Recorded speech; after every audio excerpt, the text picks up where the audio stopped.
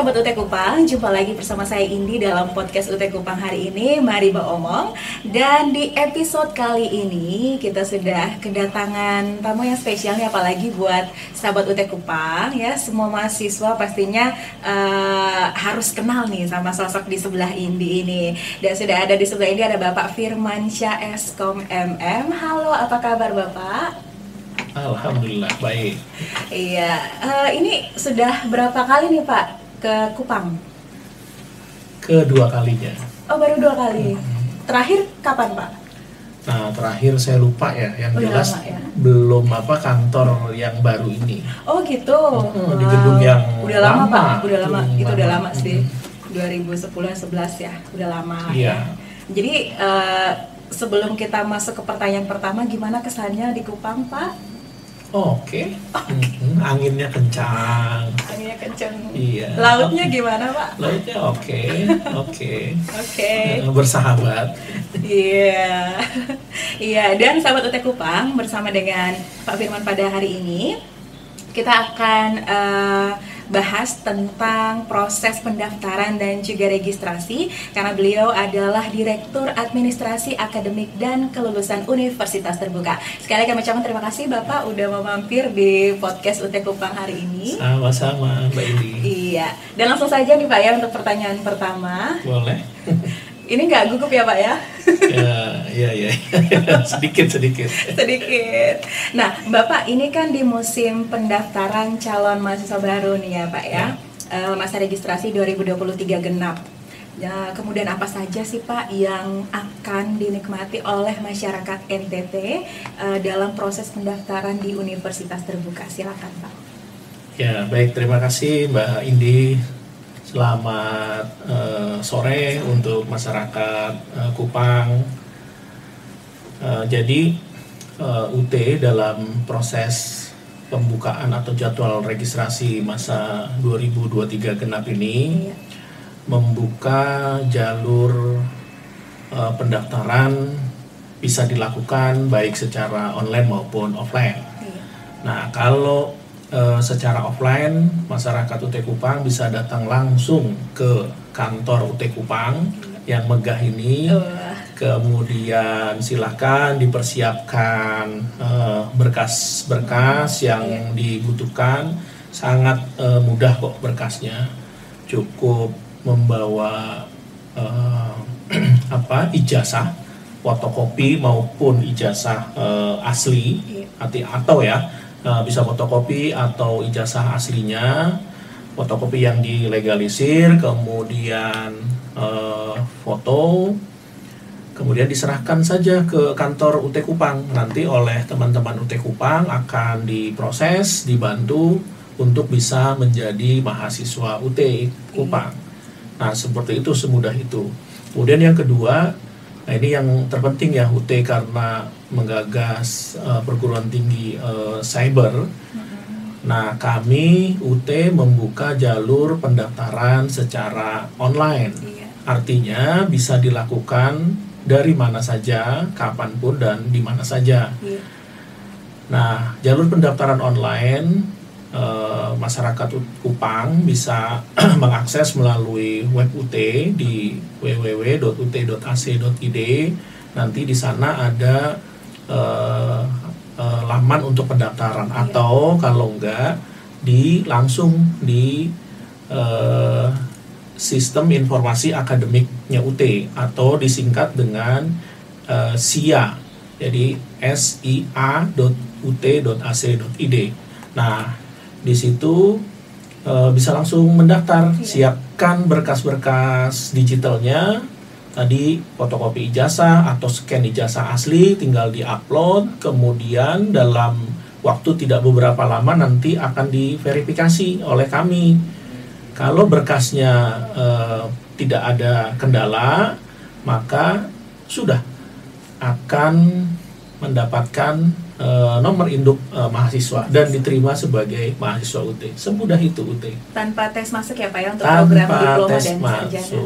Ya, untuk program diploma dan sarjana. Iya, itu gampang sekali. Jadi secara online maupun langsung datang ke kantor UT Kupang pun bisa ya. Jadi dari mana saja Anda bisa bergabung sebagai mahasiswa Universitas Terbuka. Nah, Pak, dengan target ya, karena kan sekarang tuh kan soundingnya target Universitas Terbuka. Kalau kemarin kita habis tasyakuran nih dalam pencapaian 500.000 mahasiswa Universitas Terbuka nih sahabat UT, dan sekarang kita menuju target untuk tahun ini nih di 750.000 dan tahun depan nanti dengan 1 juta mahasiswa ya. Ini kesiapan dari Direktorat Administrasi Akademik dan Kelulusan UT dari tim Bapak ini bagaimana kesiapannya, apa saja sih yang sudah dilakukan, Pak? Ya, baik. Ya, sebelum saya menjawab ya, jadi untuk masyarakat UT Kupang, bahwa jumlah mahasiswa UT yang terdaftar di PD Dikti itu kurang lebih 1.300.000. Nah, untuk mahasiswa yang aktif itu di 525.360.000. Nah, kemudian Pak Rektor dalam hal ini menargetkan pada tahun 2024 itu ke angka 750.000, 2025 1 juta.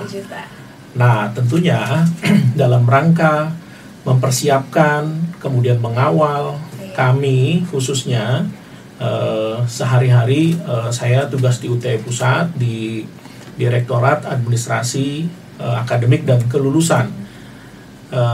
Tugas keseharian kami di direktorat tersebut adalah memastikan, mengawal tadi bagi masyarakat dari manapun yang daftar online, itu kami verifikasi dan validasi berkasnya. Jadi harus kami pastikan pada saat mendaftar online, kemudian langsung kami verifikasi.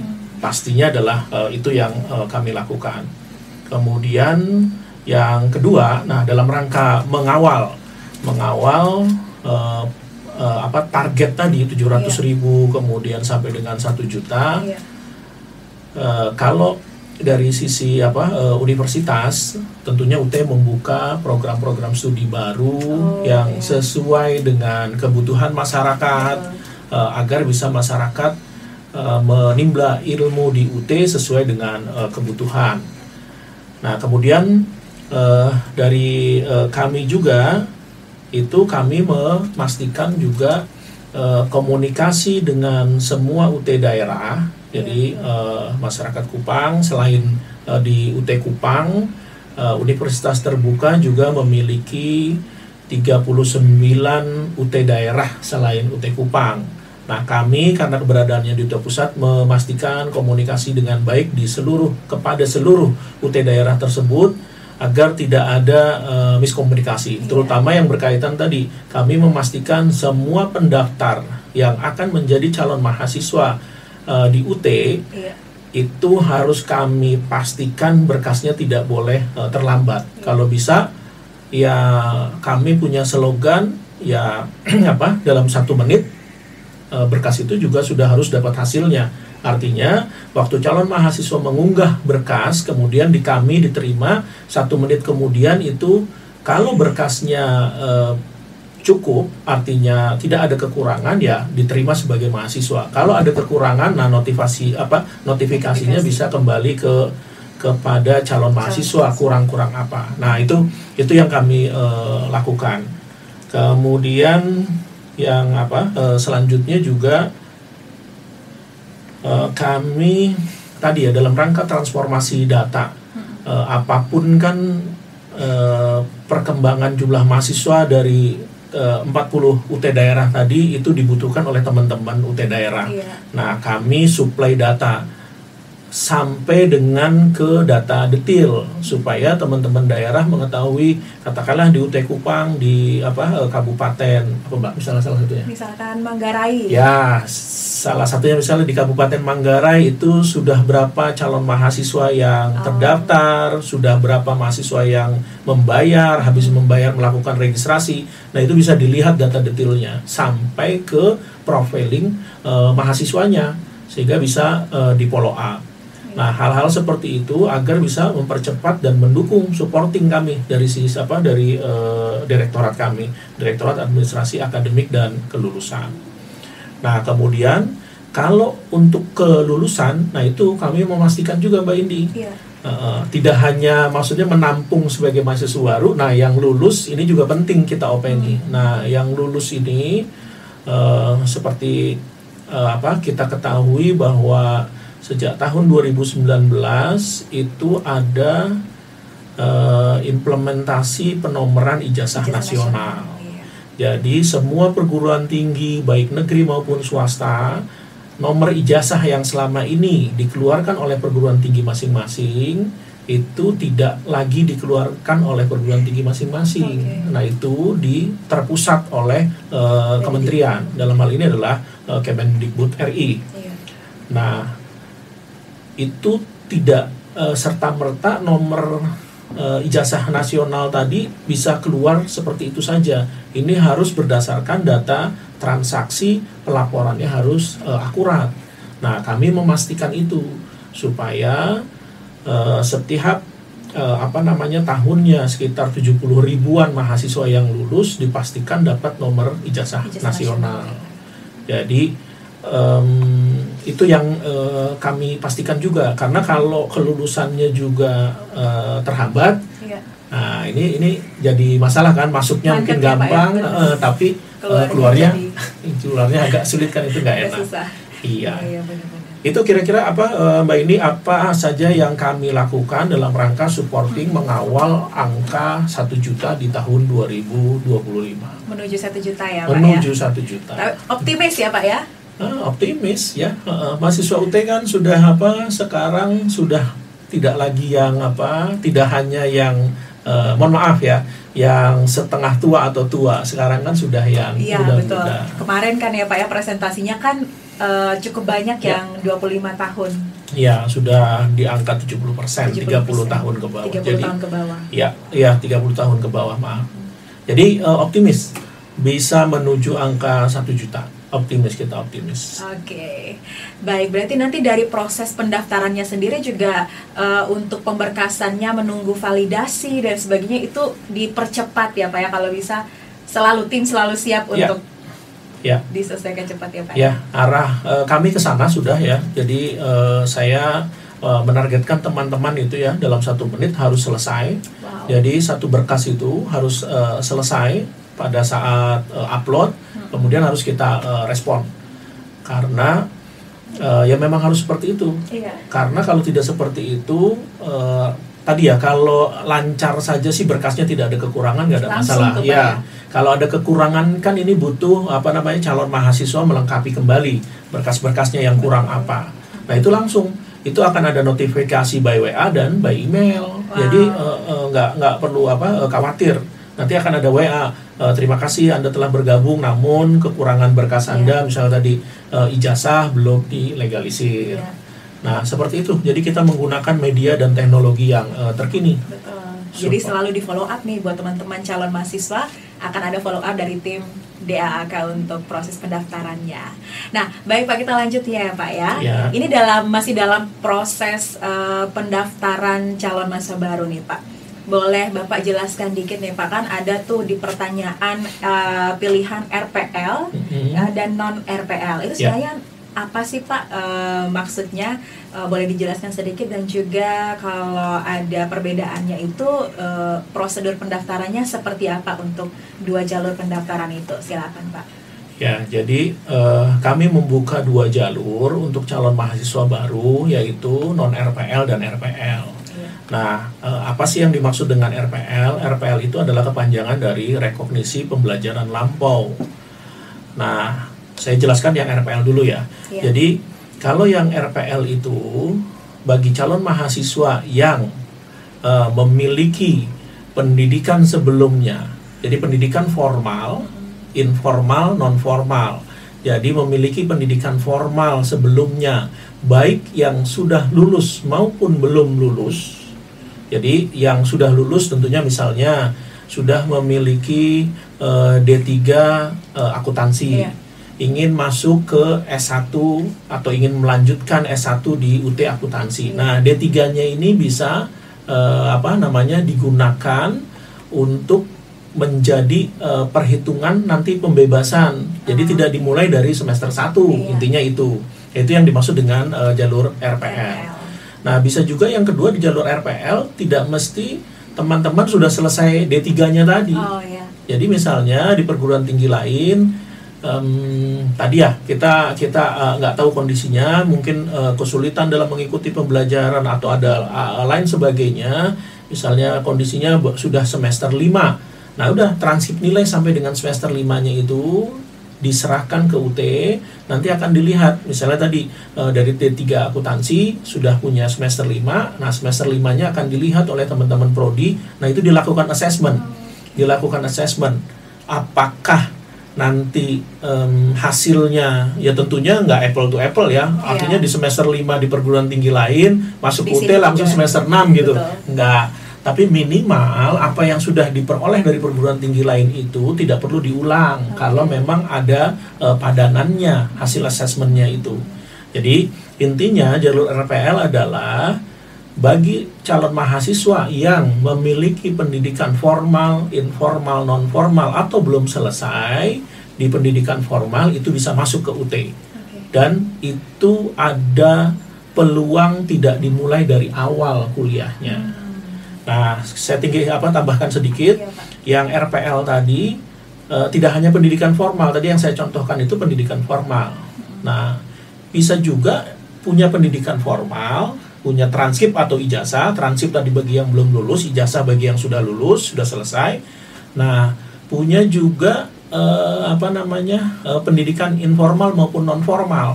Ada pernah mengikuti pelatihan, sertifikasi, ya. Nah, itu bisa juga diserahkan ke kami untuk dilakukan assessment. Ya, misalnya tadi sertifikasinya ada kaitan dengan akuntansi, pernah ikut brevet A, brevet B. Ya, nggak apa-apa, itu akan ditambahkan sebagai bahan untuk prodi nanti melakukan assessment.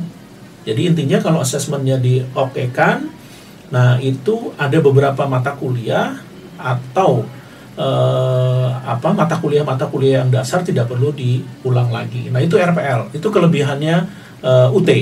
Kemudian jalur RPL ini juga, ini boleh sedikit saya tambahkan boleh, Pak. Ya, jalur RPL ini juga tadi yang nggak mahal di kami, ya nggak mahal. Jadi walaupun tadi punya pendidikan formal katakanlah dari D3 akuntansi, kemudian ingin masuk ke UTS 1 akuntansi. Nah, katakanlah dapat hasil asesmennya langsung mulai di semester 5 gitu misalnya. Nah, sudah semester 1 sampai dengan 4 artinya kan tidak perlu mengulang, langsung memulai di UT semester 5. Nah, biayanya ini juga kita nggak akan menghitung semester 1 sampai dengan 4. Enggak. Jadi biaya kita hanya biaya Rp300.000 untuk bisa mendaftar jalur ini. Jadi plus 100.000 ya tentunya. 100.000 biaya admisinya atau formulirnya, kemudian 300.000-nya untuk jalur ini. Jadi ini sangat membantu masyarakat untuk bisa bagi yang tadi jangan tidak mendapatkan informasi ini. Jadi kalau belum selesai ataupun udah selesai ingin melanjutkan, nah di UT tidak perlu mulai dari awal semester. Intinya itu jalur RPL. Nah, kalau untuk jalur non RPL ya kebalikannya. Kalau ini memang bagi calon mahasiswa yang tidak memiliki tadi pendidikan formal, informal maupun non formal dari SMA murni ingin masuk ke UT, ya tentunya harus dimulai dari awal. Dimulai dari nol ya Pak? Dari nol. Tapi jangan iklan ini. Gitu Pak ini. Jadi jalur RPL maupun non RPL. Nah, kalender akademiknya sama, jadwal pendaftarannya sama. Jadi bagi masyarakat Kupang mohon dilihat di website UT ya, kalender akademik, jadwal pendaftaran mahasiswa baru itu silahkan dilihat, jalurnya sama. Nah, ini sangat membuka peluang bagi yang tadi punya pendidikan formal baik yang udah selesai maupun belum selesai. Yuk, silahkan bergabung ke UT, ternyata itu bisa di assessment. Ya, assessment tapi ya gitu ya, tetap kami pun mengikuti kaidah dan norma aturan RPL sesuai dengan Permen Ristek Dikti nomor 59 tahun 2021. Itu ada aturan mainnya mengenai RPL. Kami pasti akan mengacu ke sana. Iya. Gitu Mbak ini. Jadi ini detail sekali ya sahabat UT Kupang, karena kalau masyarakat tidak memanfaatkan peluang ini nih akan rugi sekali nih ya Pak ya. Apalagi Ya. kalau yang tidak selesai dari kampus asal terus mau lanjut, apalagi linear ya prodinya dengan yang ada Betul. di UT, bisa nih cari-cari informasi, siapa tahu program studi Anda juga tersedia di UT, bisa lanjut daftar jalur RPL. Oke, lanjut ya Pak ya. Yap. Cukup banyak nih Pak masyarakat NTT, tapi saya lihat sih banyak juga sih untuk seluruh Indonesia yang tanya-tanya kuliah di UT tuh ada nggak sih beasiswanya? Kalau ada dan tersedia itu gimana prosedur bisa ikut apply untuk beasiswanya, silakan Pak. Ya, jadi jumlah mahasiswa penerima beasiswa seluruh Indonesia itu ada kurang lebih 15 ribuan dari total mahasiswa 525.000. Iya. Jadi masih kecil, memang masih 7%. Tapi 7% kan 15 ribuan. Nah, UT membuka peluang kepada mahasiswa yang berprestasi tentunya ya, berprestasi secara akademik maupun non-akademik. Iya. Kalau untuk yang akademik jelas itu berlaku untuk mahasiswa baru direkrut oleh UT daerah, itu kami punya jalur beasiswa CSR. Jadi jalur beasiswa CSR yang dimiliki oleh UT, sumber dananya dari kemitraan UT. Kemudian kami juga dipercaya oleh Kemendikbud untuk menyalurkan beasiswa-beasiswa yang sumbernya dari Kemendikbud. Misalnya beasiswa KIPKA, kemudian beasiswa yang bukan beasiswa KIPKA, terus juga kami dulu diberi kepercayaan untuk beasiswa PPA ya, prestasi penilaian akademik, cuman itu sudah tidak ada lagi, tapi yang terakhir masih beasiswa KIPKA. Nah, beasiswa KIPKA ini diperuntukkan bagi masyarakat yang prestasi akademik tapi mohon maaf punya keterbelakangan ekonomi. Itu ada, kami menerima tahun lalu 2023 itu kami menerima seluruh Indonesia, diberi kuota oleh kementerian, itu ada 650 mahasiswa. Itu untuk mahasiswa baru. Nah, untuk khusus UT Kupang sepertinya seingat saya nggak tahu zamannya bukannya Mbak Indi nih. Sebelum itu ada dulu namanya beasiswa bidik misi.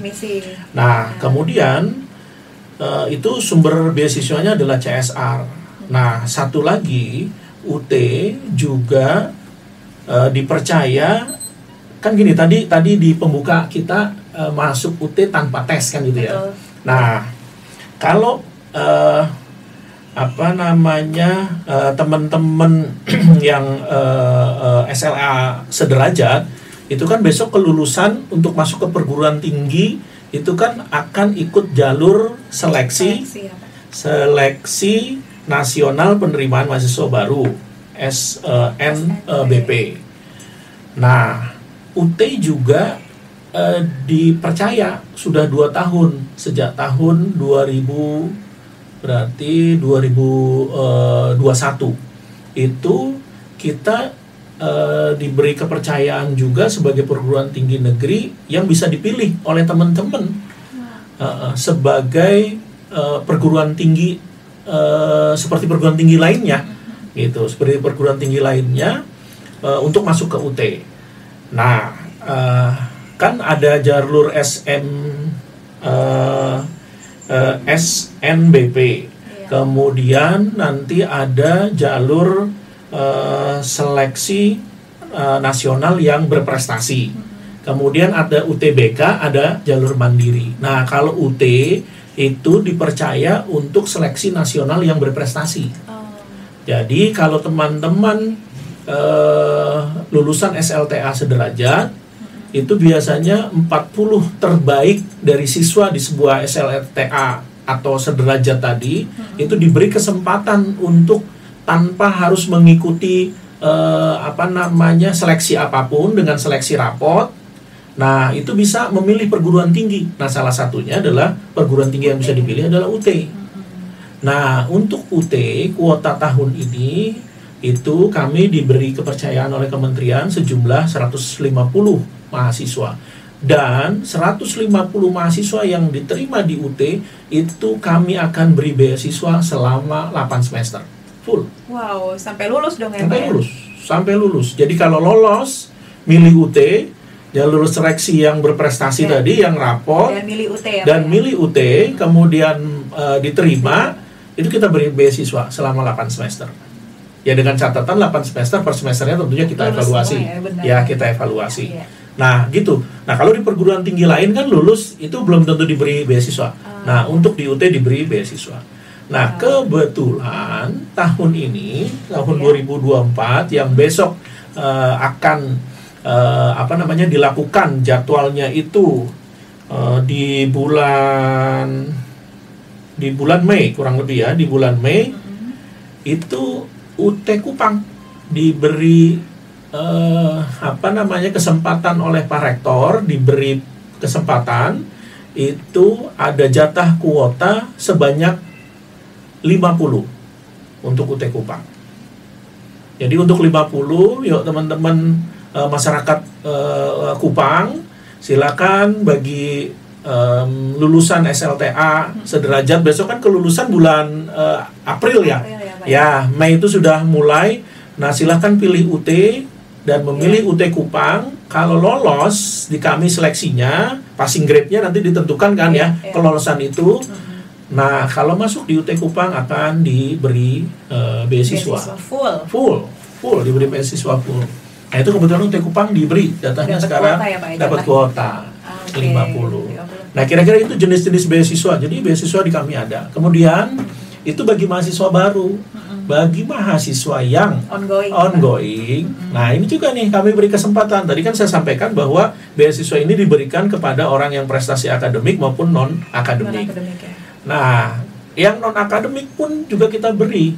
Jadi misalnya teman-teman para atlet, misalnya atlet nih yang ikut kejuaraan tingkat nasional, dalam hal ini misalnya di kabupaten kota, provinsi, misalnya atlet apa, tenis meja gitu, juara kabupaten, juara 1, nggak apa-apa, disodorkan itunya, sertifikatnya, itu langsung akan diberi beasiswa oleh kami. Kalau juara 1, pembebasannya 3 semester. Kalau juara 3, 1 semester, juara 2, 2 semester. Itu dilihat nilai-nilainya lagi nggak Pak? Enggak. Jadi karena membanggakan UT sebagai atlet, kemudian biasanya atlet ya Pak? Ya. Kemudian apalagi kalau yang ikut PON atau SEA Games, itu apalagi ya, juara internasional gitu, nggak apa-apa. Itu disampaikan ke UT Kupang bagi teman-teman nih yang mahasiswa lama ya. Jadi ada jalur kesempatan beasiswa pembebasan SPP itu. Jadi disampaikan ke UT Kupang, nanti UT Kupang akan menyampaikan ke kami. Kami akan approve itu. Kalau ada jelas bahwa ini adalah seorang atlet, katakanlah tadi juara tenis meja tingkat provinsi. Nah, juara berapa nih? Juara 1. Sudah itu ya, bebas 3 semester. Artinya kalau sekarang sedang semester 5, udah sampai semester 8. Semester akhir langsung. Sudah. Ya, jadi ada beasiswa seperti itu, pembebasan SPP. Jadi untuk khusus bagi teman-teman yang memiliki prestasi non akademik. Nah, biasanya juga kita kan ada itu ya Mbak Indi ya, ada Dispor Seni ya. Betul, pekan olahraga nasional seni dan olahraga. Nah, di situ ajang pertemuan teman-teman mahasiswa untuk berlomba. Nah, kalau juara di situ pun sama. Diberi beasiswa juga, pembebasan juga. Juara 1 di Dispor Seni dapat 3 semester. Jadi kalau misalnya tadi posisi semester 5 sampai semester 8. Kalau semester 3 ya sampai dengan semester 6. Tapi kalau di situ sudah semester 7 ya sudah. Jadi nggak juga bisa dituntut. Maksudnya dapatnya cuma 2 semester aja. Cuma 1 semester ya, Mak. Iya. Oke, wow. Ada. Semua ya, beasiswanya tuh ada semua, tapi tergantung sih Pak ya, masyarakat kita sama mahasiswa tuh cari informasi. Iya, sebetulnya begitu. Jadi sebetulnya sekarang kan tadi ya, orang yang cerdas itu adalah orang yang pandai lebih cepat mencari informasi sebetulnya. Itu aja. Nah, termasuk di UT. Jadi informasi itu kan banyak. Kalau dulu mungkin teman-teman ini mahasiswa yang sudah jadi mahasiswa ya, mungkin tidak proaktif. Nah, sekarang ya proaktif mencari informasi. Tadi kan tidak perlu datang ya, sekarang semua online. Bisa dicari informasi itu. Oke, jadi tidak ada UT tidak memberikan beasiswa. Ada, baik mahasiswa baru maupun mahasiswa lama. Tapi kan beasiswa pasti semua persaingan ya. Dan syarat ketentuan berlaku pastinya ya Pak. Iya.